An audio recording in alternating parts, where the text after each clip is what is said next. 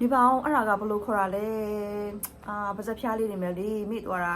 အဲ့လိုမျိုးချေတို့ဒီပါဇက်ဖျားလေးတွေမိသွားတာကိုချေ it's on the tip of my tongue လို့ခေါ်ပါတယ် it's on the tip of my tongue for example I know her name it's on the tip of my tongue သူမနာမည်ကိုတော့ငါတိရတိရဲပါဇက်ဖျားလေးတွေမိနေတာနောက်တစ်ခုကကျတော့ချေတစ်ခုခုလုံးနေနေရုပ်တရက်ကြီးမိသွားတာပေါ့နော်အဲ့ဒါကိုချေဘယ်လိုခေါ်လဲဆိုတော့ my mind goes blank လို့ခေါ်တယ်ဥပမာဆိုရင် presentation ပြောနေရုပ်တရက်ကြီးမိသွားခဲ့တာfor example, during my presentation, my mind went blank.